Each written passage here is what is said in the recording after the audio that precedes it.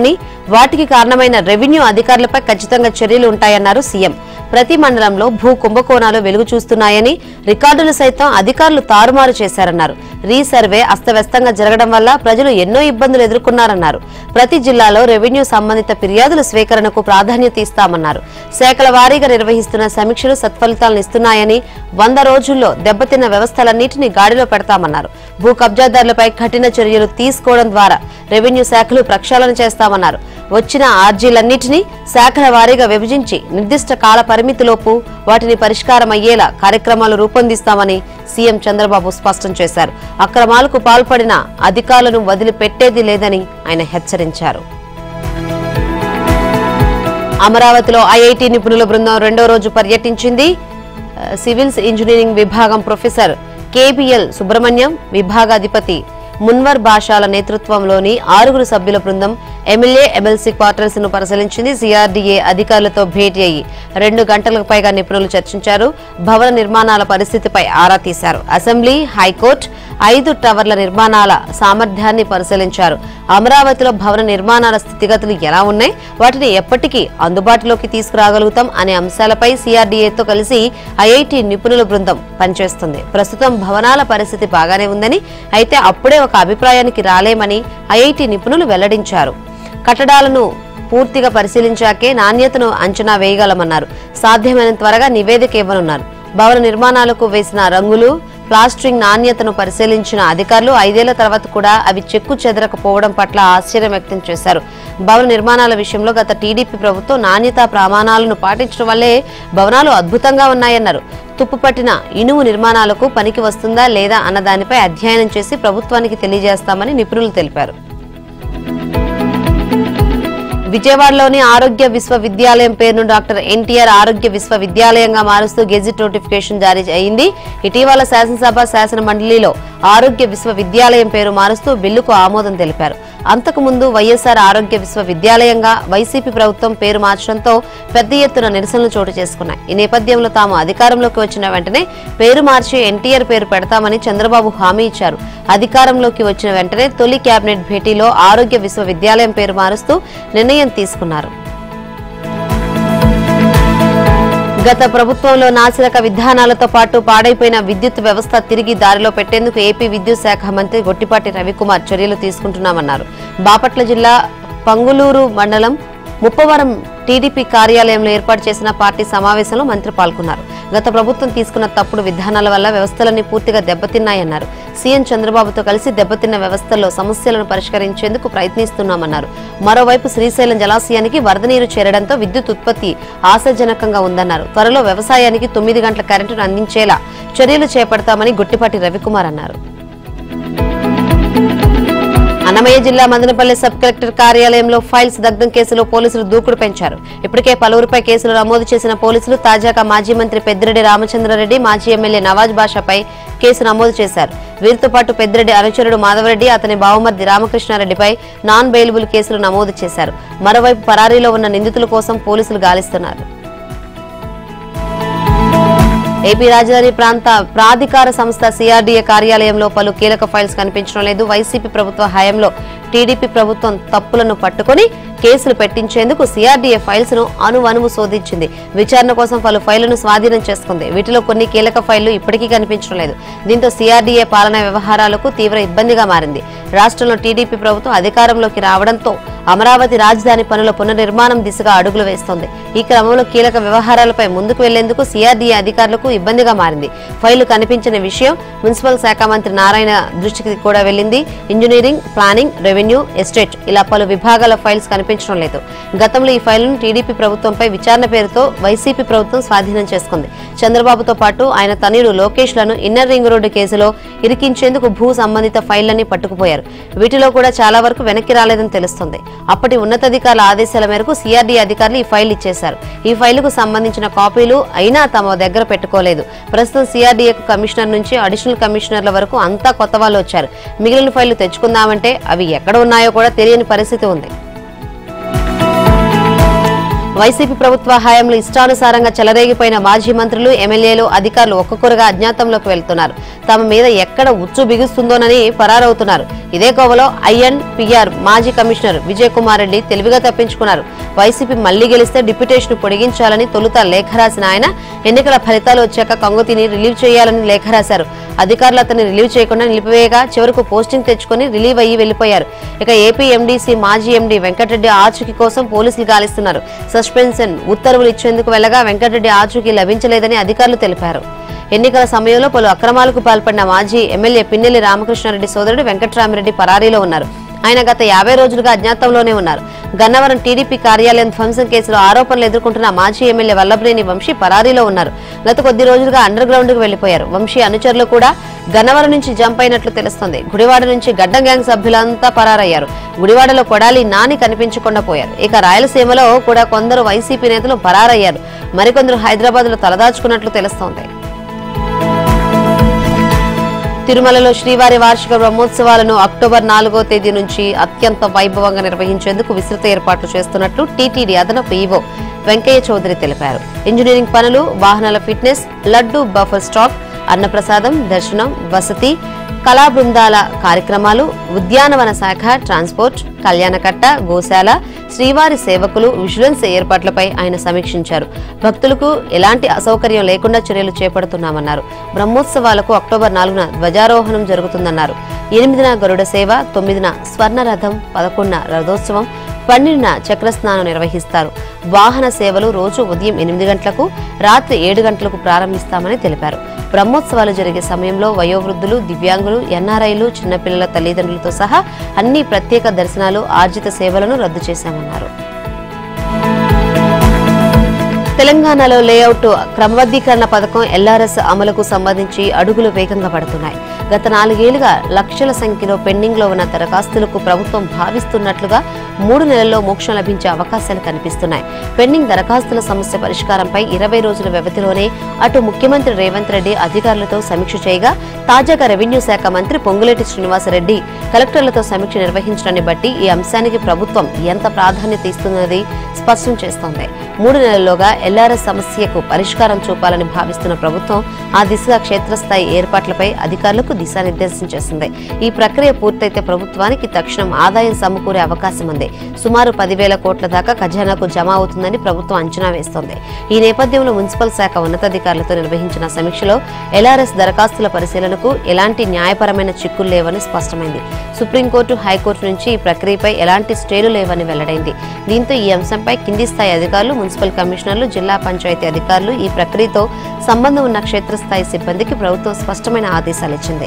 Pending లో ఉన్న దరఖాస్తుల పరిశీలన ప్రారంభించి నిబంధనల ప్రకారం ధృవీకరణ పత్రాలు జారీ చేసేలా కార్యాచరణ చేపట్టాలని నిర్దేశించింది.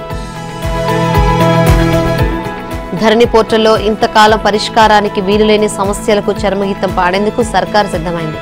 ఇందుకోసం తీసుకురానున్న ఆర్ఓఆర్ 2024 ముసాయిదా బిల్లులో పరిష్కార మార్గాలను చూపనుంది. ఆర్ఓఆర్ 2020 చట్టంలో పరిష్కరించలేని సమస్యలకు ఈ బిల్లులో పలు సెక్షన్లను పొందుపరిచింది. ఆర్ఓఆర్ 2020 చట్టంలో కొన్ని సమస్యలకు పరిష్కారమే లేదు. ధరణి పోర్టల్ రాకముందు డాక్యుమెంట్ల ద్వారా కొనుగోలు చేసిన భూమిని మ్యూటేషన్ చేసే అధికారం ఈ చట్టంలో లేదు. భూ రికార్డుల ప్రక్షాళనలో జరిగిన తప్పులను సరిదిద్దడం, 22A రిజిస్టర్లో నమోదైన వాటిని సవరించడానికి అవకాశాలు, అన్నిటికీ మించి ధరణి పోర్టల్ అమల్లోకి రావడానికి ముందు భూములను కొన్నవారి పేర్లతో కాకుండా పాత యజమానుల పేరిట డిజిటల్ పాస్ పుస్తకాలను జారీ చేశారు. వాటి ఆధారంగా ఈ భూములను మళ్లీ అమ్మిన దాఖలాలున్నాయి. అలాంటి క్రయ విక్రయాలను రద్దు చేసే అధికారం 2020 చట్టం ప్రకారం రెవెన్యూ శాఖకు లేదు. దాంతో అలాంటి సమస్యలను కోర్టులో పరిష్కరించుకోవాలని అధికారులు సూచించారు. అంతేకాదు, ఒకేసారి డిజిటల్ పాస్ పుస్తకం జారీ అయితే దాన్ని రద్దు చేసే అధికారం కూడా పాత చట్టంలో లేదు. ఇలా అనేక రకాల సమస్యలతో రైతులు సతమతమవుతున్నారు. వీటికి పరిష్కారంగా ప్రభుత్వం ఆర్ఓఆర్ 2024 చట్టాన్ని తీసుకొస్తుంది. పాత చట్టంలో కలెక్టర్లకే ఉన్న కొన్ని అధికారాలను ఆర్డీఓలు, తహసీల్దార్కు కట్టబెట్టాలని కొత్త చట్టం ముసాయిదా బిల్లు చెబుతుంది. బాధితులు తమకు అన్యాయం జరిగిందని భావిస్తే అప్పీలుకు వెళ్లొచ్చు. ప్రతి కమతానికి శాశ్వత నెంబర్ను కేటాయించనున్నారు. ఖమ్మం జిల్లాలోని సీతారామ ప్రాజెక్టు లింకు కెనాల్ పనులను మంత్రి తుమ్మల నాగేశ్వరరావు పరిశీలించారు. వైరా రిజర్వాయర్ కు అనుసంధానమయ్యే లింకు కెనాల్ పనులను ఆగస్టు 15లోగా పూర్తి చేయాలని సంబంధిత అధికారులను, కాంట్రాక్టర్లను ఆదేశించారు. స్వాతంత్ర దినోత్సవం రోజున సీఎం రేవంత్ రెడ్డి సీతారామ ప్రాజెక్టులోని 3 పంపు హౌజులను ప్రారంభించి లక్షలాది ఎకరాలకు సాగునీరు అందిస్తారని తుమ్మల నాగేశ్వరరావు తెలిపారు. తెలంగాణ కాంగ్రెస్ ప్రభుత్వం రైతు సంక్షేమమే ధ్యేయంగా పనిచేస్తుందని తుమ్మల అన్నారు. ఇదిలా ఉంటే సీతారామ ఎత్తిపోతల పథకం DPR పై అధ్యయనానికి సమయం కావాలని, బోర్డు సమావేశాన్ని ఈ నెల 6న కాకుండా సెప్టెంబర్ తొలి వారంలో నిర్వహించాలని ఏపీ ప్రభుత్వం చేసిన విజ్ఞప్తిని గోదావరి నది యాజమాన్య బోర్డు తిరస్కరించింది. ఏ DPR పై అధ్యయనం చేయాలన్నా ఒక్కరోజు సరిపోతుందని, తాము వారం రోజులు సమయం ఇస్తున్నామని, ఈ నెల 13న బోర్డు సమావేశం ఉంటుందని ప్రకటించింది. ఈ మేరకు తెలుగు రాష్ట్రాలకు సమాచారం అందించింది.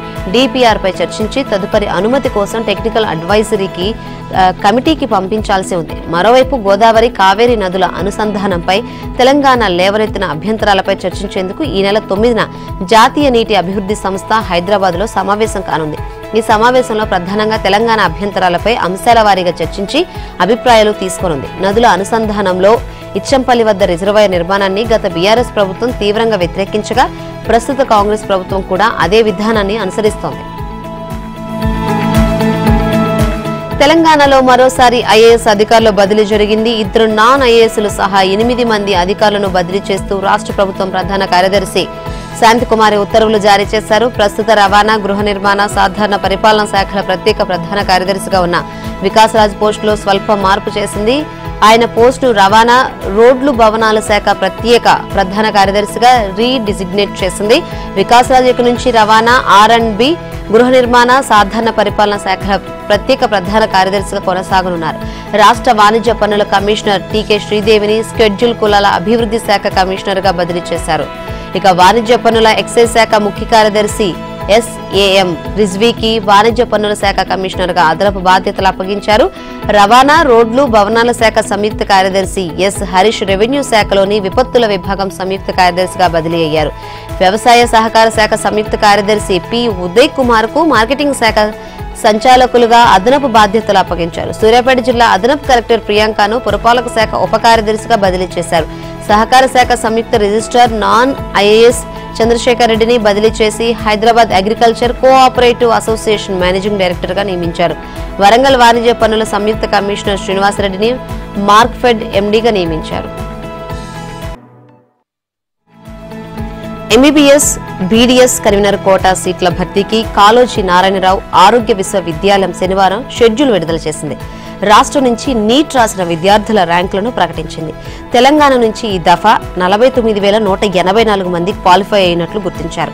జాబితాలో ఉన్న కన్వీనర్ కోటాలో సీట్ల కోసం ఈ నెల 4వ తేదీ సాయంత్రం 6 గంటల నుంచి 13వ తేదీ సాయంత్రం 6 గంటల దాకా వర్సిటీ వెబ్సైట్లో దరఖాస్తు చేసుకోవాలని సూచించింది.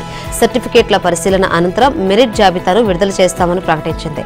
ఆ తర్వాత వెబ్ ఆప్షన్ల స్వీకరణ ఉంటుందని, కళాశాలలు సీట్ల వివరాలను వెబ్ ఆప్షన్ ముందే వెల్లడిస్తామని పేర్కొంది. గత నెలలో జారీ చేసిన జీవో 33 జీవో ప్రకారం 85% సీట్లను కన్వీనర్ కోటాలో, 15% సీట్లను ఆల్ ఇండియా కోటాలో భర్తీ చేయనున్నారు. ఇక ప్రైవేటు వైద్య కళాశాలలో 50% సీట్లను కన్వీనర్ కోటాలో, మిగిలిన సీట్లను మేనేజ్మెంట్ కోటాలో భర్తీ చేయనున్నారు. కాగా స్థానికతను గుర్తించే విషయంలోనూ స్వల్ప మార్పులు చేశారు. గతంలో 6వ తరగతి దాకా నుంచి ఇంటర్ దాకా 7 ఏళ్ల కాలంలో గరిష్టంగా 4 ఏళ్లు ఎక్కడ చదివితే అక్కడే స్థానికులుగా పరిగణలోకి తీసుకునేవారు. ఈసారి మాత్రం 9వ తరగతి నుంచి ఇంటర్ దాకా 4 ఏళ్లు ఎక్కడ చదివితే అక్కడే స్థానికులుగా పరిగణలోకి తీసుకున్నారు. ఇక 9వ తరగతి కంటే ముందే ఎక్కడ చదివారనే దానితో సంబంధం లేదని ప్రభుత్వం స్పష్టం చేసింది. ఖమ్మం నుంచి హైదరాబాద్ వెళ్లే వాహనదారులకు ఉపశమనం కలిగేలా కేంద్ర ఉపరితల రవాణా మంత్రిత్వ శాఖ నిర్ణయం తీసుకుంది. హైదరాబాద్ విజయవాడ జాతీయ రహదారిపై టేకుమట్ల, రాయనగూడ మధ్యలో ఫ్లైఓవర్ మంజూరు చేసింది. బీఆర్ఎస్ ఎంపీ వద్దిరాజు రవిచంద్ర విజ్ఞప్తి పట్ల కేంద్ర మంత్రి నితిన్ గడ్కరీ సానుకూలంగా స్పందించారు. పార్లమెంటు సమావేశాల సందర్భంగా ఇటీవల కేంద్ర మంత్రిని వద్దిరాజు కలిశారు. ఖమ్మం నుంచి గ్రీన్ ఫీల్డ్ రహదారిపై వచ్చే వాహనాలు హైదరాబాద్ వెళ్లాలి అంటే సూర్యాపేట వైపు 2 కిలోమీటర్లు వెళ్లి యూటర్న్ తీసుకోవాల్సి వస్తున్నట్లు కేంద్ర మంత్రికి వద్దిరాజు తెలిపారు. వాహనదారులకు ఇబ్బందిగా, ప్రమాదకరంగా మారిందని, పలు ప్రమాదాలు కూడా జరిగాయన్నారు. బ్లాక్ స్పాట్ గా ఉన్న ఈ ప్రదేశంలో గ్రీన్ గ్రీన్ ఫీల్డ్ రహదారి, జాతీయ రహదారికి అనుసంధానంగా ఫ్లైఓవర్ నిర్మించాలని కోరారు. దీనిపై కేంద్ర మంత్రి గడ్కరీ సానుకూలంగా స్పందించి ఫ్లైఓవర్ మంజూరు చేసినట్లు వద్దిరాజు రవిచంద్ర వెల్లడించారు. ఈ ఫ్లైఓవర్ నిర్మాణ పనులను త్వరలోనే జాతీయ రహదారుల సంస్థ ప్రారంభించనున్నట్లు తెలిపారు. తెలుగు రాష్ట్రాల్లో వర్షాలు తగ్గినా కృష్ణా బేసిన్ ప్రాజెక్టులకు వరద ప్రవాహం కొనసాగుతుంది. శ్రీశైలాన్ని దాదాపు పూర్తిగా నింపిన కృష్ణమ్మ నాగార్జున సాగర్ దిశగా పరుగులు పెట్టడంతో సాగర్ కు కూడా జలకల వచ్చింది. ఎగువ నుంచి వచ్చిన వరద సాగర్ క్లస్ట్ గేట్లను తాకింది. దీంతో మరో కొద్ది రోజుల్లో ప్రాజెక్టు గేట్లు ఎత్తివేసే అవకాశం కనిపిస్తుంది. దీంతో అధికారులు అప్రమత్తమయ్యారు. నాగార్జున సాగర్ కు ఇన్ఫ్లో 4,13,588 క్యూసెక్కులు కాగా అవుట్ఫ్లో 34,088 క్యూసెక్కులుగా ఉంది. ప్రాజెక్టు పూర్తిస్థాయి నీటి మట్టం 590 అడుగులు కాగా ప్రస్తుత నీటి మట్టం 558 అడుగులకు చేరుకుంది. ఇక ఎగువ పరివాహక ప్రాంతాల నుంచి శ్రీశైలం జలాశయానికి వరద ఉధృతి కొనసాగుతుంది. జూరాల, సుంకేసల నుంచి వరద ప్రవాహం పెరగడంతో డ్యాం 10 క్రస్ట్ గేట్లను 20 అడుగుల మేర ఎత్తి నీటిని దిగువకు నాగార్జున సాగర్ కు వదులుతున్నారు. జూరాల నుంచి 3,21,633 క్యూసెక్కులు, సుంకేసల నుంచి 1,67,728 క్యూసెక్కులు, మొత్తం 4,89,361 వరద ప్రవాహం వస్తుంది. భారీ వరద శ్రీశైలం జలాశయానికి చేరుతుంది. శ్రీశైలం జలాశయం పూర్తి స్థాయి నీటి మట్టం 885 అడుగులు కాగా ప్రస్తుత నీటి మట్టం 883.30 అడుగులుగా నమోదైంది. జలాశయం పూర్తి స్థాయి నీటి నిల్వ 215.807 టీఎంసీలు కాగా ప్రస్తుత నీటి నిల్వ 206 టీఎంసీలుగా ఉంది. ఉత్తరాదితో పాటు పలు రాష్ట్రాల్లో భారీ వర్షాలు ముంచెత్తుతున్నాయి. ముఖ్యంగా హిమాచల్ ప్రదేశ్, జార్ఖండ్, పశ్చిమ బెంగాల్ రాష్ట్రాలు అతలాకుతలమవుతున్నాయి. చాలా ప్రాంతాల్లో జనజీవనం పూర్తిగా స్తంభించిపోయింది. హిమాచల్ ప్రదేశ్ లో అయితే కుండపోత వర్షాలకు పరిస్థితి భయానకంగా మారింది. 4 రోజులుగా ఎడతెరిపి లేకుండా వర్షాలు కురుస్తూ ఉండడంతో 190కి పైగా రోడ్లపై రాకపోకలు నిషేధించారు. ఆ రాష్ట్ర ప్రభుత్వం 82 బస్సు సర్వీసులను రద్దు చేసింది. పశ్చిమ బెంగాల్ రాజధాని కోల్కతాతో పాటు చుట్టుపక్కల జిల్లాలో ఎడతెరిపి లేని వర్షాలకు వణికిపోతున్నాయి. కోల్కతా అంతర్జాతీయ విమానాశ్రయం జలమయమైంది. రన్వే టాక్సీవేలపై వరద నీరు చేరింది. కోల్కతా నగరంలో చాలా ప్రాంతాలు వరదలు చిక్కుకున్నాయి. అల్పపీడనం ప్రభావంతో పశ్చిమ బెంగాల్లోని దక్షిణాది జిల్లాలో భారీ వర్షాలు పడుతున్నాయి. పలు చోట్ల రెడ్, ఆరెంజ్, ఎల్లో హెచ్చరికలు జారీ చేశారు. ఇక జార్ఖండ్ లో భారీ వర్షాలకు చాలా రోడ్లు కొట్టుకుపోయాయి. పలు ప్రాంతాల్లో చెట్లు నేలకోలగా ఇళ్లు దెబ్బతిన్నాయి. వేలాది మంది నిరాశులయ్యారు. విద్యాసంస్థలకు సెలవు ప్రకటించారు. రాంచీలో ఎన్డీఆర్ఎఫ్ దళాలను మోహరించి లోతట్టు ప్రాంతాల ప్రజలను సురక్షిత ప్రాంతాలకు తరలించారు. కేరళలోని వైనాడు విషాదం వెనక 86,000 చదరపు మీటర్ల భారీ కొండ చర్య ఉన్నట్లు భారత అంతరిక్ష పరిశోధన కేంద్రం వెల్లడించింది. హైదరాబాద్ లోని నేషనల్ రిమోట్ సెన్సింగ్ సెంటర్ తీసిన ఉపగ్రహ చిత్రాల ద్వారా ఈ విషయం వెల్లడైనట్లు వివరించింది. ఈ మేరకు ఉపగ్రహ చిత్రాలను విడుదల చేసింది. ఓ కొండ పైభాగంలో విరిగిపడిగా మిగిలిన ప్రాంతాన్ని చిత్రంతో చూపిస్తూ గతంలో విరిగిపడ్డ కొండ చర్య ఆనవాలు కూడా ఉన్నట్లు పేర్కొంది. 86,000 చదరపు మీటర్ల మేర కొండ భాగం భారీ ముక్కలుగా విడిపోయి కిందకు దూసుకుపోయినట్లు తెలిపింది. సముద్ర మట్టానికి 1,550 మీటర్ల ఎత్తులో నుంచి కొండ చర్యలు జారుతూ ఇరువంజిపుల నదిలో 8 కిలోమీటర్ల దూరం ప్రయాణించినట్లు పేర్కొంది. ఈ క్రమంలో అడ్డొచ్చిన చూరల్మల, ముండక్కై, అట్టమల గ్రామాల్లోని ఇళ్లు, చెట్లు, నది తీరాలను తుడిచిపెట్టేశాయని వివరించింది. ఈ కారణంగా ఆస్తి నష్టం, ప్రాణ నష్టం అధికంగా ఉందని అధికారులు చెబుతున్నారు. శనివారం సాయంత్రానికి మరణాల సంఖ్య 344గా ఉన్నట్లు, ఇంకా 200 మంది జాడ తెలియరాలేదని తెలిపింది. భారత సైన్యం శిథిరాల కింద గాలింపును సాగిస్తోంది. ఈ క్రమంలో ఓ కుటుంబానికి చెందిన 4గురిని కాపాడారని పేర్కొంది. మరోవైపు గుర్తించని మృతదేహాలకు సామూహిక ఖననాలను నిర్వహించినట్లు అధికారులు వివరించారు. ప్రధాని మోదీ మరోసారి ప్రపంచవ్యాప్తంగా అత్యంత ప్రజాదరణ కలిగిన నాయకుడిగా నిలిచారు. అమెరికాకు చెందిన మార్నింగ్ కన్సల్ట్ అనే సంస్థ ఈ మేరకు నిర్వహించిన సర్వే తాజా వివరాలను ప్రకటించింది. ఇందులో 69% మద్దతుతో మోదీ ప్రపంచంలోనే అత్యధిక ప్రజాదరణ కలిగిన నేతగా నిలిచారు. ఆయన తర్వాత మెక్సికో అధ్యక్షుడు ఆండ్రెస్ 2వ స్థానంలో ఉన్నారు. జాబితాలో 3 నుంచి 10వ స్థానంలో వరుసగా అర్జెంటీనా అధ్యక్షుడు Javier Milei, Switzerland federal councillor Viola, Ireland మంత్రి సైమన్ హ్యారిస్, యూకే ప్రధాని స్టార్మర్, పోలాండ్ మాజీ ప్రధాని టస్క్, ఆస్ట్రేలియా ప్రధాని ఆల్బనీస్, స్పెయిన్ ప్రధాని పెడ్రో సాంచెజ్, ఇటలీ ప్రధాని మెలోనీ ఉన్నారు. ఎస్సీ వర్గీకరణకు అనుకూలంగా ఇటీవల సుప్రీంకోర్టు ఇచ్చిన తీర్పును ఎన్డీఏ కూటమి పక్షాలైన Lok Janshakti party, republican party of India పార్టీలు తీవ్రంగా వ్యతిరేకించాయి. ఈ తీర్పుపై అప్పీలుకు వెళ్తామని లోక్ జనశక్తి పార్టీ చీఫ్ కేంద్ర మంత్రి చిరాగ్ పాస్వాన్ తెలిపారు. అదేవిధంగా రిపబ్లికన్ పార్టీ ఆఫ్ ఇండియా అధినేత రామ్దాస్ అథవాలా కూడా తీర్పును వ్యతిరేకిస్తున్నట్లు చెప్పారు. ఎస్సీ ఎస్టీ రిజర్వేషన్లకు సంబంధించి క్రీమీ లేయర్ పై క్రిటేరియాపై అప్పీలు చేస్తామన్నారు. 15% ఎస్సీ కోటాలో వర్గీకరణకు అనుకూలంగా సుప్రీంకోర్టు ఇచ్చిన తీర్పుపై సమీక్షించాలని కోరుతున్నాం. దీని అప్పీలుకు వెళ్తామని చిరాగ్ పాస్వాన్ చెప్పారు. అస్పృశ్యత విషయంలో సుప్రీంకోర్టు తీర్పు విఫలమైందని వ్యాఖ్యానించారు. ఎస్సీ కోటాలో క్రిమిలేయర్ను ఎట్టి పరిస్థితుల్లోనూ అనుమతించలేం. వర్గీకరణ ద్వారా ఎస్సీలు అనుభవిస్తున్న అస్పృశ్యత పరిష్కారం కాదన్నారు. ఎస్సీలోని ఉన్నత విద్యావంతులు, ఆర్థికంగా బలంగా ఉన్నవారు కూడా అస్పృశ్యతను ఎదుర్కొంటున్నారని పాస్వాన్ తెలిపారు. ఈ నేపథ్యంలో వర్గీకరణ మరింత అన్యాయానికి గురి చేసినట్లు అవుతుందన్నారు. కాంగ్రెస్ నేత రాహుల్ గాంధీ కోరుతున్న కులగణనకు పాస్వాన్ మద్దతు తెలిపారు. అయితే ఆయా కులగణన వివరాలను మాత్రం బహిరంగ పరచకూడదని అభిప్రాయపడ్డారు. తమ మిత్రపక్షం జేడీయూ సుప్రీంకోర్టు తీర్పును సమర్థించడంపై మాత్రం పాస్వాన్ మౌనం వహించారు. మరోవైపు ఆర్పీఐ అధినేత కేంద్ర మంత్రి రామ్దాస్ అథవాలా కూడా సుప్రీంకోర్టు తీర్పును తీవ్రంగా వ్యతిరేకిస్తున్నట్లు చెప్పారు. కులం ఆధారంగా ఎస్సీ ఎస్టీ రిజర్వేషన్లు ఏర్పాటు చేశారని, దీనిలో క్రిమిలేయర్ క్రైటీరియా వర్తింపజేయడాన్ని వ్యతిరేకిస్తున్నామని, దీనిపై అప్పీలుకు వెళ్తామన్నారు. సుప్రీంకోర్టు ప్రధాన న్యాయమూర్తి డివై చంద్రచూడ్ కీలక వ్యాఖ్యలు చేశారు. కోర్టు వ్యవహారాలతో ప్రజలు విసిగిపోయారని, వారు కేవలం సమస్యలకు ఏదో విధమైన సత్వర పరిష్కారం కావాలని కోరుకుంటున్నారని అభిప్రాయపడ్డారు. విచారణ ప్రక్రియ ఓ శిక్షగా మారిందని, ఇది జడ్జిలకు సైతం ఆందోళన కలిగించే అంశమని పేర్కొన్నారు. సుప్రీంకోర్టు 75వ వార్షికోత్సవాన్ని పురస్కరించుకొని వారం రోజుల పాటు నిర్వహించిన ప్రత్యేక లోక్ అదాలత్ కార్యక్రమం నిన్న ముగిసిన సందర్భంగా జరిగిన సమావేశంలో ఆయన ప్రసంగించారు. ఈ పరిస్థితిని దృష్టిలో పెట్టుకుని రాజీ మార్గంలో కేసులు పరిష్కరించేందుకు లోక్ అదాలత్ను నిర్వహించామని చెప్పారు. ప్రజల ఇంటి వద్దకు న్యాయాన్ని తీసుకెళ్లడం వారి జీవితాల్లో భాగంగా ఉన్నామని చెప్పడమే లోక్ అదాలత్ల ఉద్దేశమని చెప్పారు. ఇందుకు న్యాయమూర్తులు, న్యాయవాదుల నుంచి సహకారం లభించిందని ప్రశంసించారు. ఇద్దరు న్యాయవాదులతో కలిసి లోక్ అదాలత్ ప్యానెల్ ఏర్పాటు చేశామని తెలిపారు. తొలుత 7 బెంచ్లు ఏర్పాటు చేయగా వాటి సంఖ్యను 13కు పెంచామని, ఇవి కేసుల పరిష్కారానికి విశేషమైన కృషి చేశాయని పేర్కొన్నారు. తాను ప్రధాన న్యాయమూర్తిగా బాధ్యతలు చేపట్టిన తర్వాత సుప్రీంకోర్టు రిజిస్ట్రీలో దేశంలోని అన్ని ప్రాంతాల వారికి ప్రాతినిధ్యం ఉండేలా చూశానని జస్టిస్ చంద్రచూడ్ వివరించారు. ఢిల్లీలో 32వ వ్యవసాయ ఆర్థికవేత్తల అంతర్జాతీయ సదస్సు ఘనంగా జరిగింది. 65 ఏళ్ల తర్వాత భారత్లో జరుగుతున్న ఈ సదస్సును ప్రధాని మోదీ ప్రారంభించారు. తక్కువ జలాలతో అధిక ఫలసాయం అందించే సాగు పద్ధతుల ప్రపంచానికి ఆహార భద్రతను సమకూర్చగలవని ప్రధాని మోదీ అన్నారు. దీనికోసం బ్లాక్ రైస్, తృణధాన్యాల సాగుపై దృష్టి సారించాల్సి ఉంటుందని ఆయన తెలిపారు. వాతావరణ పరిస్థితులు, నీటి లభ్యతతో పాటు పోషక విలువలు కలిగిన పంటలను పండించడం ప్రపంచానికి పెద్ద సవాలుగా మారిందన్నారు. ఆహార భద్రత సమస్యకు పరిష్కారం చూపేలా భారత్ అడుగులు వేస్తుందన్నారు. వాతావరణ పరిస్థితులను తట్టుకొని మంచి పంటను అందించే సాగు విధానాలకు ప్రపంచానికి పరిచయం చేయడానికి సిద్ధంగా ఉన్నామని, ఈ ఏడాది బడ్జెట్లో ఈ అంశానికి పెద్దపీట వేశామని తెలిపారు. అన్ని రకాల వాతావరణాలను తట్టుకోగల 1900 రకాల కొత్త వంగడాలను గత 10 ఏళ్లలో రైతులకు అందించాం. ఈ వంగడాలకు సాధారణ వరి పంటలతో పోలిస్తే 25% జలాలు సరిపోతాయని తెలిపారు.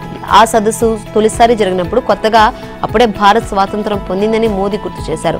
అప్పట్లో వ్యవసాయ రంగంలో సమస్యలతో తిండి గింజలకు కటకట్టపడిన దశ నుంచి ఆహార ఉత్పత్తిలో సంపూర్ణ సమృద్ధిని ఇప్పుడు భారత్ సాధించిందని ప్రధాని గుర్తు చేశారు. పాల ఉత్పత్తిలో, పప్పు ధాన్యాలు, సుగంధ ద్రవ్యాల సాగులో ప్రపంచంలోనే ప్రథమ స్థానంలో ఉన్నామని వివరించారు.